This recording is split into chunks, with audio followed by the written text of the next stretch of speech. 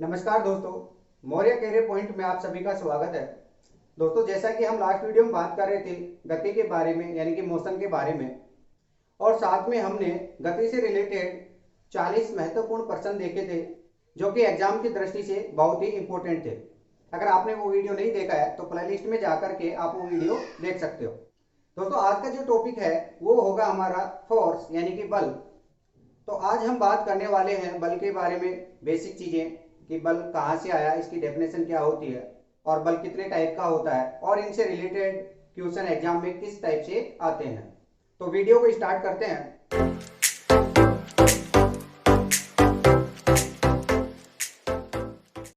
दोस्तों, सबसे पहले बात करते हैं जो बल है यानी कि फोर्स है वो कौन से नियम के तहत आया, यानी कि किस नियम से ये परिभाषित होता है।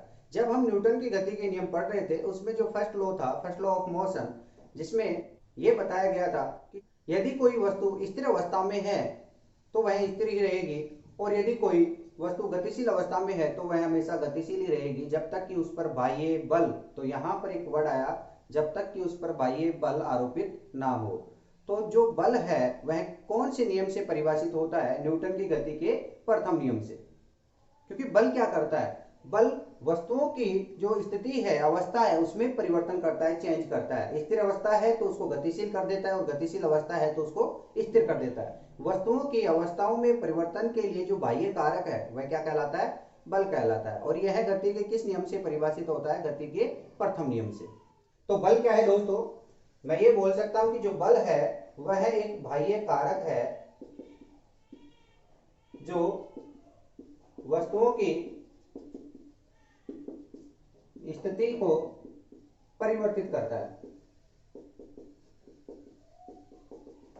वस्तुओं की स्थिति कौन सी होती है? स्थिर अवस्था और गतिशील अवस्था। यदि स्थिर अवस्था है तो उसको गतिशील कर देता है, या फिर गतिशील अवस्था है तो उसको स्थिर कर देता है। और दोस्तों, कई बार एग्जाम में ये क्वेश्चन पूछा जाता है कि जो बल है वह गति के कौन से नियम से परिभाषित होता है। तो इसका आंसर आप दे सकते हो, गति के प्रथम नियम से ये परिभाषित होता है।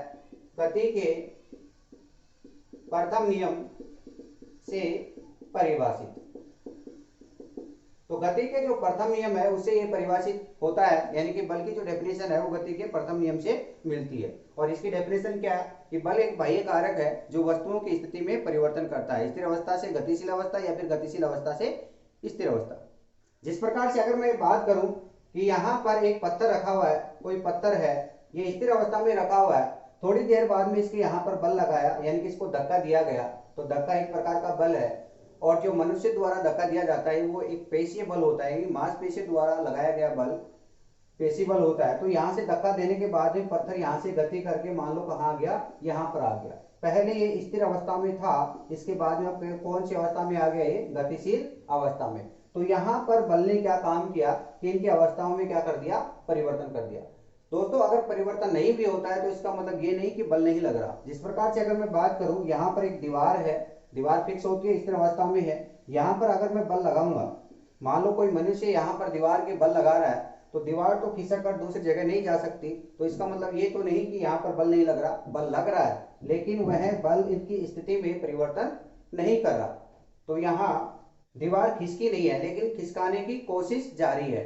तो यहाँ मैं बोल सकता हूँ कि वस्तुओं की स्थिति में परिवर्तन करता है या फिर परिवर्तन करने की क्या करता है दोस्तों?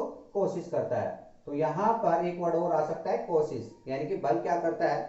स्थिर अवस्था से गतिशील अवस्था करने की कोशिश करता है, एक बाह्य कारक है। दोस्तों, अब बात करते हैं गति के द्वितीय नियम के अनुसार। जो गति का द्वितीय नियम था, सेकेंड लॉ ऑफ मोशन, जिसके अकॉर्डिंग अगर हम बात करें तो संवेग में परिवर्तन की दर जो होती है वह बाह्य बल के समानुपाती होती है। तो यहां पर आप देख सकते हो कि जो बल है वह किसके बराबर पाया गया था? संवेग में परिवर्तन की दर, rate of change in momentum. तो यहां पर अगर आप देखोगे संवेग में परिवर्तन की दर, अगर बल का फॉर्मूला बनाते हैं तो क्या मिला था? F equal to M A. M A का मतलब क्या है दोस्तों? द्रव्यमान गुणा त्वरण।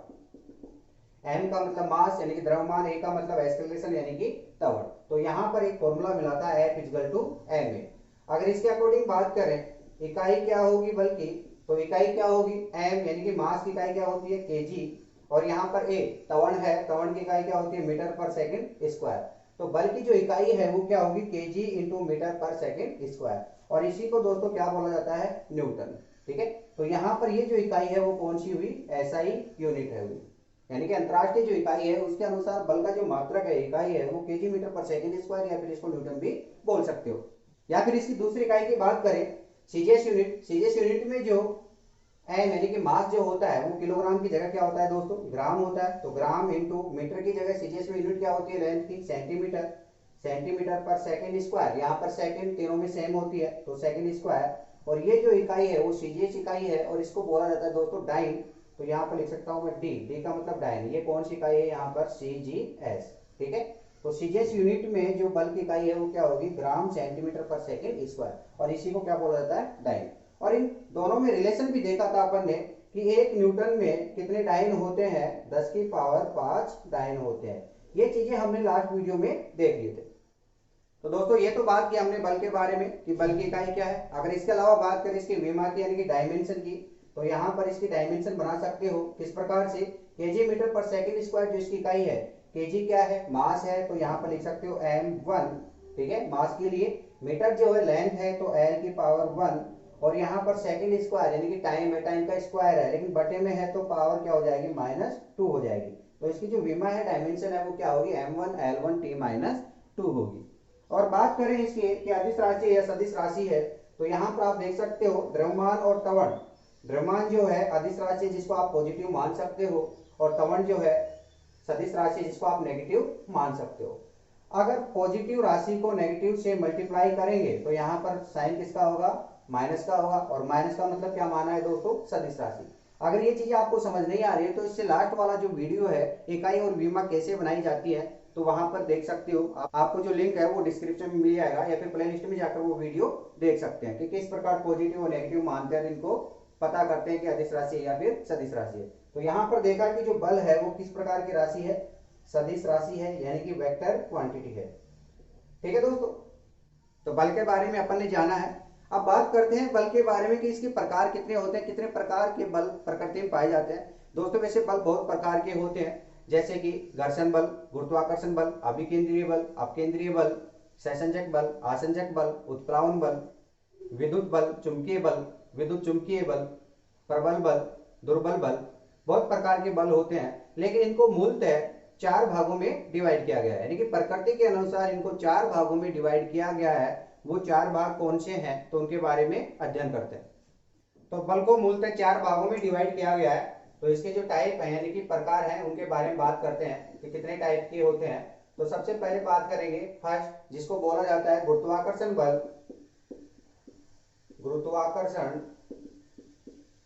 बल यानी ग्रेविटेशनल फोर्स।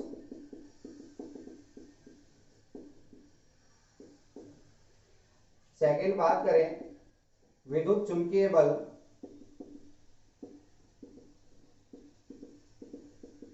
जिसको बोला जाता है इलेक्ट्रोमैग्नेटिक फोर्स।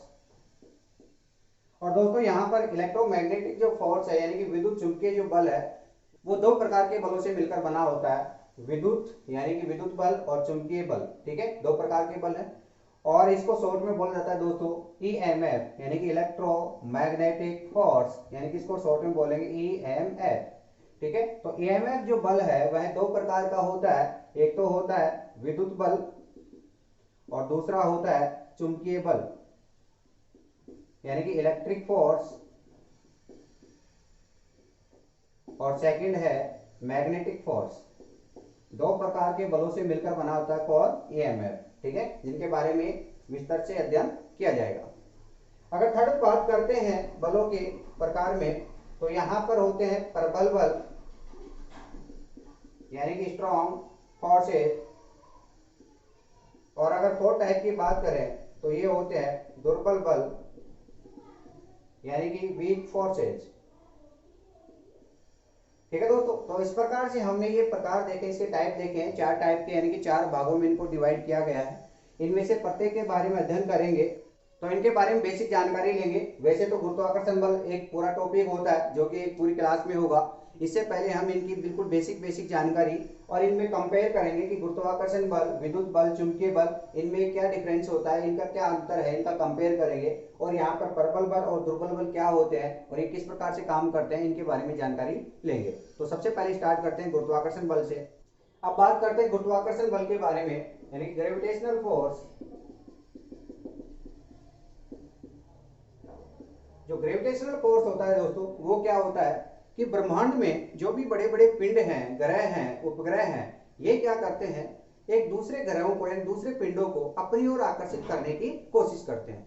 और ये दोस्तों यूनिवर्सल रूल है कि जो बड़ा पिंड है, जिसका द्रव्यमान ज्यादा है, जिसका आकार ज्यादा है, वह छोटे द्रव्यमान वाले पिंडों को अपनी ओर आकर्षित करने की कोशिश करते हैं।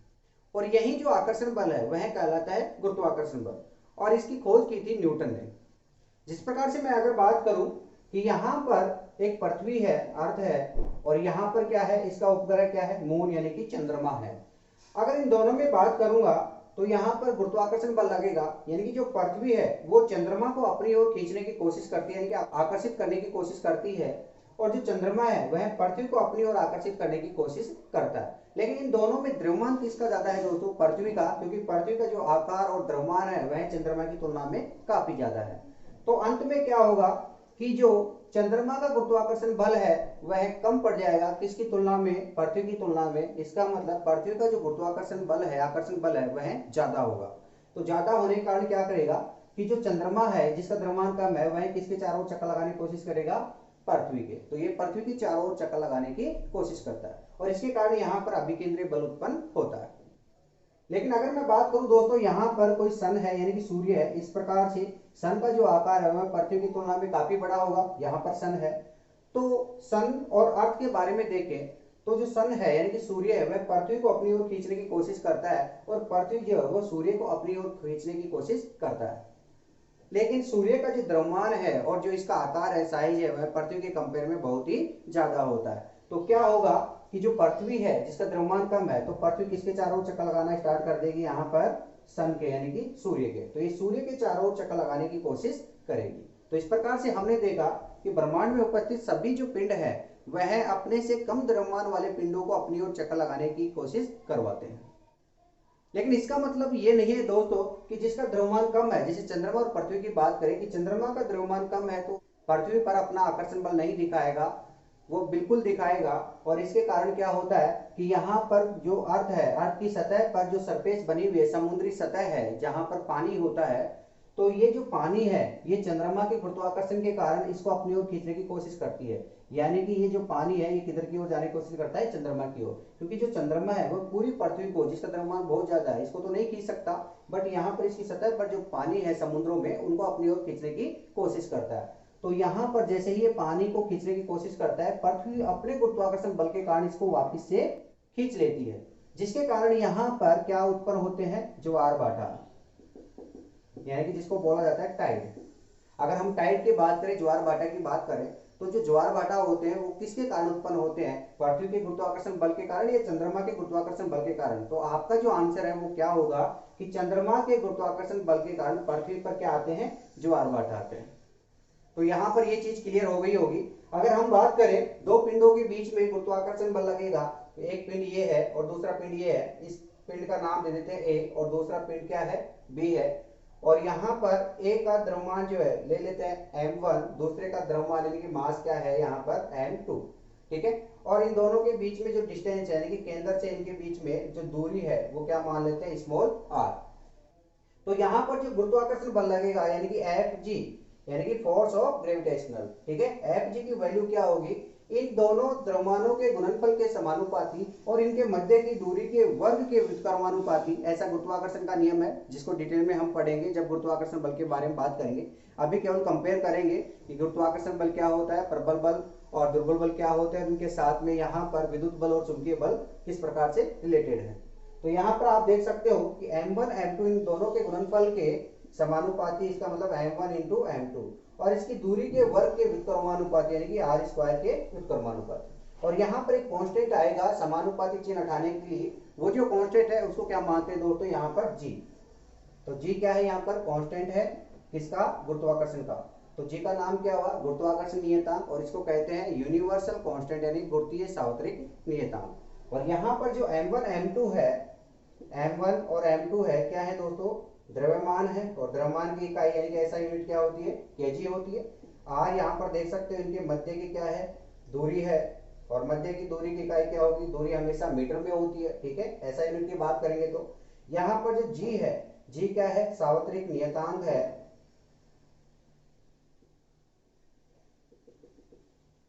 और इसकी वैल्यू हमेशा फिक्स होती है, नियत होती है, कितनी होती है, 6.67 इंटू 10⁻⁻11, और इसकी इकाई होती है न्यूटन इंटू केजी स्क्वायर पर मीटर स्क्वायर।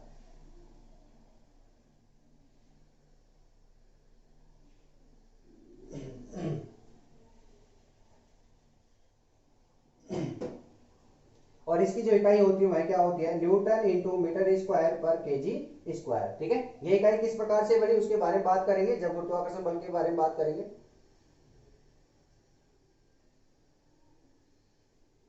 जब गुरुत्वाकर्षण बल के बारे में विस्तृत से अध्ययन करेंगे। तो ये जो बात हुई यहाँ पर गुरुत्वाकर्षण बल कि दो द्रव्यमानों के बीच यानी कि दो पिंडों के द्रव्यमानों के बीच लगता है, तो किस प्रकार से इसका स्ट्रक्चर है वो आप देख सकते हैं। अब बात करने वाले हैं विद्युत बल और चुंबकीय बलों के बारे में। तो अब बात करते हैं विद्युत बल के बारे में, यानी कि इलेक्ट्रिक फोर्स या इलेक्ट्रोस्टैटिक फोर्स, ठीक है। इलेक्ट्रोस्टैटिक फोर्स जो होता है यानी कि विद्युत बल होता है, वह दो द्रव्यमानों के बीच नहीं लगता, किनके बीच लगता है, दो आवेशों के मध्य, ठीक है। तो यहाँ पर मैं दो आवेशों की बात करूंगा, दो आवेश हैं जिसका नाम है ए और बी। इसका जो आवेश है वो मान लेते हैं दोस्तों क्या है, Q1, और इसका जो आवेश है वो क्या है, Q2 है। इनके मध्य की जो दूरी है, डिस्टेंस है, वो क्या मान लिया, R मान लिया। तो यहाँ पर इनके बीच जो लगने वाला बल है जिसको कूलाम बल कहते हैं, जो हम पढ़ेंगे विद्युत के बारे में जब इलेक्ट्रिसिटी पढ़ेंगे उस टाइम में, तो यहाँ पर जो बल होगा F E का मतलब इलेक्ट्रोस्टैटिक फोर्स, ठीक है। तो यहाँ पर विद्युत बल जो होगा क्या होगा, इन दोनों आवेशों के गुणनफल के समानुपाती, इसका मतलब Q1 इंटू Q2, और इसकी दूरी के वर्ग के व्युत्क्रमानुपाती मतलब बटे में R स्क्वायर। और यहाँ पर एक कांस्टेंट आएगा जिसको क्या मान लिया दोस्तों, K मान लिया, ठीक है। अगर यहाँ पर बात करेंगे Q1 और Q2 क्या है, दोनों के दोनों क्या है, आवेश है, इसका मतलब चार्ज है, और इनकी जो इकाई है ऐसा यूनिट वो क्या होती है, कूलाम होती है। और बात करेंगे आर के बारे में, तो आर क्या है, इनके मध्य की दूरी है, और जिसकी इकाई क्या होगी, मीटर होगी, ऐसा यूनिट। और यहाँ पर जो के है कांस्टेंट है, इस कांस्टेंट की वैल्यू कितनी होती है, 1/4 पाई एप्सिलॉन, ठीक है दोस्तों। इसका मतलब क्या है कि जो कांस्टेंट है वो किस पे डिपेंड है, यहाँ पर एप्सिलॉन पर। बाकी वैल्यू तो यहाँ कांस्टेंट है, 4 और पाई दोनों के दोनों कांस्टेंट है। और एप्सिलॉन क्या है दोस्तों, यहाँ पर जो भी माध्यम है विद्युत के बीच का, जो भी माध्यम है, माध्यम की विद्युतशीलता, विद्युतशीलता का मतलब होता है परमिटिविटी। तो यहाँ पर जो एप्सिलॉन है वो क्या होता है, परमिटिविटी यानी कि विद्युतशीलता, विद्युत की विद्युतशीलता कहाँ पर, माध्यम में, ठीक है दोस्तों। इसी प्रकार से अगर हम बात करें मैग्नेटिक फोर्स की यानी कि चुंबकीय बल की, तो मैग्नेटिक फोर्स जो होता है वह चुंबक के दो स्ट्रेंथ यानी कि जो प्रबलताएं होती हैं, चुंबकीय प्रबलताएं, उनके बीच लगता है, ठीक है। तो मान लेते हैं एक जो प्रबल है ये A है, दूसरी इसकी प्रबलता क्या है, B है। इसकी प्रबलता को मान लिया मैंने M1 और इसको मान लिया M2, ठीक है दोस्तों। इनके बीच की जो दूरी है, डिस्टेंस है, वो क्या मान लिया, स्मॉल r। तो यहाँ पर जो बल लगने वाला है M का मतलब मैग्नेटिक फोर्स, ठीक है, वो क्या होगा, इन दोनों के गुणनफल के समानुपाती M1 M2 अपॉन दूरी के वर्ग के व्युत्क्रमानुपाती। और यहाँ पर भी क्या होगा दोस्तों, कांस्टेंट होगा। और यहाँ पर आप ध्यान देना कि जो M1 M2 है, और यहाँ पर भी M1 M2 है, यहाँ पर जो M1 M2 क्या है, द्रव्यमान है, जबकि यहाँ पर जो M1 M2 है वो क्या है, प्रबलताएं हैं यानी कि चुंबकीय प्रबलताएं, ठीक है दोस्तों। तो यहाँ पर ध्यान देना ये क्या है, प्रबलताएं हैं यानी कि स्ट्रेंथ। तो दो स्ट्रेंथ है M1 M2, उनके बीच लगने वाला जो चुंबकीय बल है वो क्या होगा, K M1 M2 upon R square. और यहाँ पर R का मतलब समझ गए होंगे, इनके मध्य की दूरी है। बात करते हैं K की वैल्यू यहाँ पर डिपेंड किस पे करती है, इसकी वैल्यू होती है 1/4 पाई म्यू, ठीक है दोस्तों। तो यहाँ पर दोस्तों क्या आया है, म्यू आया है। म्यू का मतलब क्या है कि जो चुंबक है उसकी चुंबकशीलता है, क्या है ये, चुंबकशीलता। चुंबकशीलता क्या होती है, परमिएबिलिटी, परमिएबिलिटी। तो यहाँ पर जो म्यू है वो क्या है, चुंबक की चुंबकशीलता यानी कि परमिएबिलिटी। ये दोस्तों गुण होते हैं, जैसे चुंबक का जो गुण है वो क्या होता है, चुंबकशीलता। इसी प्रकार की विद्युत का जो गुण है वो क्या होता है, उसके माध्यम की विद्युतशीलता, जिनके बारे में हम बाद में बात करने वाले हैं। अभी केवल ये देखना है कि ग्रेविटेशनल जो फोर्स है वो दो पिंडों के द्रव्यमान के मध्य लगता है, ठीक है, जहां पर m1 m2 क्या है, द्रव्यमान है। यहाँ पर इलेक्ट्रोस्टैटिक फोर्स है, विद्युत बल जो है दो आवेशों के मध्य लगता है, जहां पर क्या है, q1 q2 आवेश है। इसी प्रकार से मैग्नेटिक फोर्स जो होता है वो दो m1 m2 क्या है, यहाँ पर प्रबलता है, चुंबकीय प्रबलता है, जो अपन पोल लेके चलते हैं, उत्तरी ध्रुव और दक्षिण ध्रुव, इनके मध्य क्या प्रबलताएं होती है, उनके बीच लगने वाला बल है, ठीक है। तो इनका स्ट्रक्चर आप देख चुके होंगे कि सेम होता है, केवल यहाँ पर कांस्टेंट का इफेक्ट पड़ता है। जी जो है सार्वत्रिक नियतांक होता है, इसकी वैल्यू हमेशा फिक्स होती है सभी स्थानों पर, कितनी होती है, 6.67 इंटू 10⁻⁻11, और इसकी जो इकाई होती है क्या होती है, न्यूटन इंटू मीटर स्क्वायर पर केजी स्क्वायर। और यहाँ पर जो के है कांस्टेंट है, इसकी वैल्यू क्या होती है, 1/4 पाई एप्सिलॉन। यहाँ पर एप्सिलॉन क्या है, माध्यम की विद्युतशीलता। और यहाँ पर मैग्नेटिक फोर्स में जो कांस्टेंट है वो किसके बराबर है, 1/4 पाई म्यू। म्यू क्या है, यहाँ पर चुंबक की चुंबकशीलता यानी कि परमिएबिलिटी, ठीक है दोस्तों। अब बात करेंगे यहाँ पर इलेक्ट्रोस्टैटिक फोर्स और यहाँ पर मैग्नेटिक फोर्स, इन दोनों को संयुक्त रूप से यानी कि कंबाइंड रूप से क्या बोला जाता है, ईएमएफ। ईएमएफ का मतलब दोस्तों अभी मैंने बताया इलेक्ट्रोमैग्नेटिक फोर्स यानी कि विद्युत चुंबकीय बल। इन दोनों का क्या है, यहाँ पर कंबाइंड फॉर्म है यानी कि संयुक्त रूप है।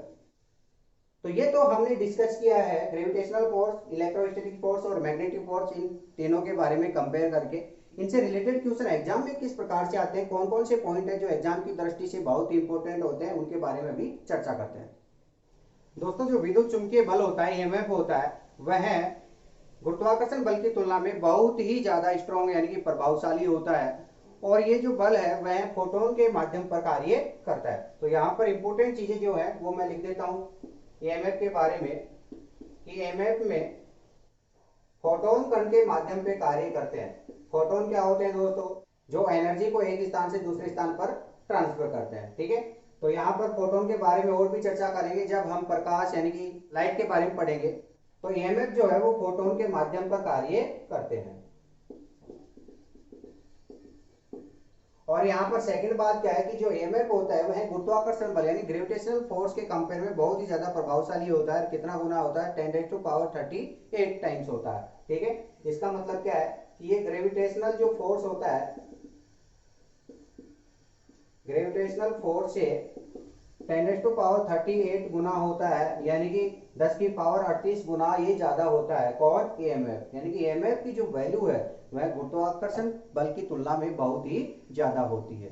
और कितनी ज्यादा होती है, 10⁻38। दोस्तों वैसे देखा जाए 10⁻38 का मतलब क्या है कि आप एक के आगे जीरो लगाते जाओ, कितनी जीरो लगाओगे, यहाँ पर 38 जीरो, ठीक है। कितनी ज्यादा वैल्यू होती है ये आप खुद देख सकते हो। तो यहाँ पर जो विद्युत चुंबकीय बल है वो बहुत ही ज्यादा प्रभावशाली होते हैं। अब ये इतने प्रभावशाली क्यों होते हैं, देखिए दोस्तों, जिस प्रकार से हम बात करें, जो गुरुत्वाकर्षण बल है वो बड़े बड़े पिंडों के बीच लगता है, यानी कि अगर उनका द्रव्यमान छोटा हो, जिस प्रकार से मैं वस्तुओं की बात करूं कि जैसे धरातल पर दो वस्तुएं हैं, एक यहाँ पर एक वस्तु रखी है 5 kg की और यहाँ पर रखी है यहाँ 2 kg की, ठीक है। दो वस्तुएं रखी है, चाहे पत्थर हो या फिर लोहे की वस्तु हो या किसी प्रकार का सामान रखा हो, क्या ये दोनों एक दूसरे को आकर्षित करने की कोशिश करते हैं दोस्तों? तो हाँ, दो पिंड हैं तो ये एक दूसरे को आकर्षित करने की कोशिश करते हैं, लेकिन इनका द्रव्यमान इतना कम होता है, इतना कम होता है, तो इनके मध्य का जो आकर्षण बल है वो न के बराबर यानी कि बिल्कुल नगण्य माना जाता है। तो ये बिल्कुल महसूस नहीं होता है कि दो वस्तुएं एक दूसरे को आकर्षित कर रही है, क्योंकि इनका द्रव्यमान बहुत ही कम होता है बड़े बड़े पिंडों की तुलना में। जिस प्रकार से बात करें सन, सूर्य का द्रव्यमान बहुत ही ज्यादा होता है, पृथ्वी का द्रव्यमान भी बहुत ही ज्यादा होता है, तो उनके कंपेयर में इनका द्रव्यमान बहुत कम होता है। तो यहाँ पर गुरुत्वाकर्षण बल न के बराबर यानी कि नगण्य होता है। लेकिन बात करें दोस्तों यहाँ पर विद्युत चुंबकीय बलों के बारे में, जिस प्रकार से मैं यहाँ एक डायग्राम बनाता हूँ, इस प्रकार से यहाँ पर एक कॉम है यानी कि कंगा है, और इसके पास में कुछ हल्के फुल्के ये कागज के टुकड़े हैं, ठीक है। यहाँ कंगे का क्या वजन होगा दोस्तों, 1 kg भी नहीं होता, मान लेते हैं यहाँ पर कितना है, 100 ग्राम का कंगा है, और यहाँ पर कागज के टुकड़े मान लेते हैं 1 या 2 ग्राम के हैं, ठीक है। ये बहुत इनका द्रव्यमान कम है, बट जो कंगा है वो कागज को कितनी आसानी से चिपका लेता है, यानी कि इनका आकर्षण बल है कितना स्ट्रॉन्ग होता है वो आप तो देख सकते हो, जबकि यहाँ पर गुरुत्वाकर्षण बल काम नहीं करेगा। इसी प्रकार से आवेश जो है एक दूसरे को बहुत ही ज्यादा आकर्षित करते हैं। या फिर मैग्नेटिक फोर्स की बात करें, जो चुंबक होते हैं, चुंबक के सिरे हैं, जिस प्रकार से मैं बात करूं, यहाँ पर एक चुंबक है जिसका सिरा N और S है, दूसरी चुंबक का सिरा यहाँ पर एन और एस है, तो ये एक दूसरे को एस और एन जो एक दूसरे को आकर्षित करते हैं, अट्रैक्ट करते हैं, तो ये भी बहुत फास्ट करते हैं। यानी इनके बीच में भी चाहे इनका जो वेट है यानी कि जो द्रव्यमान है, मान लेते हैं यहाँ पर 100 ग्राम है और यहाँ पर भी द्रव्यमान क्या है 100 ग्राम है, बट इनके मध्य जो अट्रैक्शन फोर्स यानी आकर्षण बल है वो काफी स्ट्रॉन्ग होता है। तो इस प्रकार से हम ये कह सकते हैं कि जो ईएमएफ होता है, इलेक्ट्रोमैग्नेटिक फोर्स होता है, उसका मान ग्रेविटेशनल फोर्स की तुलना में काफी ज्यादा होता है। और कितना ज्यादा होता है, 10⁻38 टाइम्स यानी कि 10⁻38 गुना होता है। तो ये क्वेश्चन भी बहुत बार एग्जाम में पूछ ले जाते हैं। अब बात करते हैं ईएमएफ के टाइप के बारे में कि ईएमएफ की जो टाइप है यानी कि इसके अंतर्गत कौन कौन से बल आते हैं जिनके बारे में हम अध्ययन करेंगे। तो पहले बल जो होता है संपर्क बल यानी कॉन्टैक्ट फोर्स। कॉन्टैक्ट फोर्स क्या होता है, जब भी दो वस्तुएं आपसी कॉन्टैक्ट में आती हैं तो वहां पर एक वस्तु दूसरी वस्तु पर बल लगाती है और दूसरी वस्तु पहली वस्तु पर बल लगाती है, यानी कि रिएक्शन फोर्स जो होता है यहां जनरेट होता है। और इसके कारण यदि वस्तुओं में गति उत्पन्न होती है, उन वस्तुओं के मध्य गति उत्पन्न होने के कारण उनके सतहों के मध्य बल उत्पन्न होता है जिसको बोला जाता है घर्षण बल, जिसके बारे में भी हम डिटेल से अध्ययन करेंगे, यानी कि फ्रिक्शन फोर्स। ये भी आपके ईएमएफ के अंतर्गत ही आता है। इसी प्रकार से एक और बल है जिसको बोला जाता है पृष्ठ तनाव यानी कि सरफेस टेंशन। सरफेस टेंशन क्या होता है कि जो भी द्रव है उनकी एक प्रॉपर्टी होती है कि उन द्रव की जो सतह है, ऊपरी सतह है, वहां उस सरफेस पे एक टेंशन यानी कि एक लेयर बन जाती है जिसके कारण वहां छोटी सी झिल्ली नजर आती है। वो जो झिल्ली है यानी परत है उसी को क्या कहते हैं, सरफेस टेंशन। जिसके कारण पानी में अगर हल्के से छोटे छोटे कागज रखेंगे तो वो डूबेंगे नहीं, या फिर हल्की बारीक जो महीन सुई होती है उसको भी अगर आप पानी के ऊपर आराम से रख दें तो वो भी डूबेगी नहीं, क्योंकि वहां पर एक लेयर बन जाती है। क्या कहते हैं उसको, पृष्ठ तनाव कहते हैं। इनके बारे में भी डिटेल से अध्ययन करेंगे। तो अभी के लिए हमने ये जाना कि जो ईएमएफ है इनसे रिलेटेड क्वेश्चन एग्जाम में किस प्रकार से आ सकते हैं कि ईएमएफ की जो वैल्यू है वो ग्रेविटेशनल फोर्स के कंपेयर में 10⁻38 गुना होती है। ईएमएफ जो है वो किस माध्यम पर काम करता है, यहाँ पर फोटोन, जो फोटोन कण होते हैं, एनर्जी के कण होते हैं, उन पर कार्य करते हैं। और ईएमएफ के अंतर्गत कौन कौन से बल आते हैं, यहाँ पर संपर्क बल, कॉन्टैक्ट फोर्स, घर्षण बल यानी कि फ्रिक्शन फोर्स और पृष्ठ तनाव यानी कि सरफेस टेंशन। तो ये तो बात हुई है दोस्तों ईएमएफ के बारे में। अब बात करेंगे प्रबल बल क्या होते हैं और दुर्बल बल क्या होते हैं। तो अब देखते हैं प्रबल बल और दुर्बल बलों के बारे में, यानी कि स्ट्रॉन्ग फोर्स और वीक फोर्सेज के बारे में। दोस्तों इन बलों के बारे में बात करने से पहले अपन ये जान लेते हैं कि प्रकृति में जितने भी पदार्थ हैं, मैटर हैं, वो छोटे छोटे अणुओं से मिलकर बने होते हैं। तो मैं यहाँ पर लिख सकता हूँ कि जो भी पदार्थ होते हैं यानी कि जो भी मैटर है प्रकृति में उपस्थित, वो किससे मिलकर बने होते हैं, अणुओं से यानी कि मॉलिक्यूल से। और जितने भी अणु है वो किससे मिलकर बने होते हैं दोस्तों, परमाणुओं से यानी कि एटम से। और जो परमाणु होते हैं उनके मध्य एक नाभिक पाया जाता है सेंटर में, जिनके मध्य न्यूट्रॉन और प्रोटॉन पाए जाते हैं। और नाभिक के चारों ओर कक्षाओं में इलेक्ट्रॉन चक्कर लगाते रहते हैं। इनके अलावा भी एक परमाणु में बहुत प्रकार के तत्व पाए जाते हैं, जैसे पॉजिट्रॉन हुआ, एंटी न्यूट्रिनो हुआ, न्यूट्रिनो हुआ। तो अगर मैं इनके स्ट्रक्चर की बात करूं तो यहाँ पर मान लेते हैं दोस्तों ये एक परमाणु है, एटम है, इसके बीच में यहाँ पर नाभिक है सेंटर में, ठीक है। ये क्या है, नाभिक है यानी कि न्यूक्लियस है। और इस न्यूक्लियस के अंदर प्रोटॉन पाए जाते हैं और साथ में न्यूट्रॉन भी पाए जाते हैं। और इसके बाहर यहाँ कक्षाओं में क्या होते हैं, इलेक्ट्रॉन होते हैं जो कि चक्कर लगाते रहते हैं, ठीक है। तो यहाँ पर न्यूट्रॉन और प्रोटॉन के मध्य का जो आकर्षण बल, अट्रैक्शन फोर्स है न्यूट्रॉन और प्रोटॉन के मध्य, वह क्या कहलाता है दोस्तों, स्ट्रॉन्ग फोर्स यानी कि प्रबल बल। तो यहाँ पर मैं लिख सकता हूँ प्रोटॉन और न्यूट्रॉन के मध्य जो आकर्षण बल है वह क्या कहलाता है, स्ट्रॉन्ग फोर्स कहलाता है। और इनके अलावा जो इलेक्ट्रॉन है और साथ में एंटी न्यूट्रिनो है, इनके मध्य का जो अट्रैक्शन फोर्स है वही क्या कहलाता है, वीक फोर्स यानी कि दुर्बल बल। तो यहाँ पर मैं लिख सकता हूँ कि जो वीक फोर्स है वो क्या होगा, इलेक्ट्रॉन एंड एंटी न्यूट्रिनो, इनके मध्य का आकर्षण बल। इनके मध्य जो आकर्षण बल लगेगा वो क्या कहलाएगा, वीक फोर्स यानी कि दुर्बल बल कहलाएगा। और यहाँ पर जो प्रबल बल है वो वीक बलों की तुलना में बहुत ही ज्यादा शक्तिशाली होते हैं। तो यहाँ पर आप लिख सकते हैं, इंपॉर्टेंट पॉइंट है कि जो स्ट्रॉन्ग बल है, स्ट्रॉन्ग फोर्स है, वो वीक की तुलना में यानी कि वीक फोर्स का कितना गुना होता है, 10⁻13 गुना होता है, ठीक है। बहुत इंपॉर्टेंट पॉइंट है कि जो प्रबल बल है उनकी जो रेंज है यानी कि वो कितने शक्तिशाली होते हैं दुर्बल बलों की तुलना में, 10⁻13 गुना और दोस्तों यहाँ पर जो स्ट्रॉन्ग फोर्स है इनका मान जो है वो ईएमएफ से भी ज्यादा शक्तिशाली होता है। तो यहाँ पर आप ये कह सकते हो कि जो स्ट्रॉन्ग फोर्स है वो ईएमएफ से ज्यादा शक्तिशाली होते हैं। ईएमएफ यानी कि इलेक्ट्रोमैग्नेटिक जो फोर्स था, इलेक्ट्रोमैग्नेटिक फोर्स यानी गुरुत्वाकर्षण बल से ज्यादा था, और ईएमएफ से ज्यादा कौन है, स्ट्रॉन्ग फोर्स है। तो सबसे ज्यादा प्रभावशाली कौन हुआ, शक्तिशाली कौन हुआ, प्रबल बल। ठीक है दोस्तों। और साथ में एक चीज और ध्यान रखना कि ईएमएफ जो है यानी कि वहां पर दो प्रकार के आवेश थे जिसको अपन ने Q1 और Q2 माना था, यानी कि ईएमएफ जो है वो आवेशों पर निर्भर करता है, जबकि यहाँ पर जो प्रबल बल है वो आवेशों पर निर्भर नहीं करते हैं। तो ये जो स्ट्रॉन्ग फोर्स है यहाँ पर लिख सकते हो कि स्ट्रॉन्ग फोर्स आवेशों पर यानी कि चार्ज पर डिपेंड नहीं करते, निर्भर नहीं करते।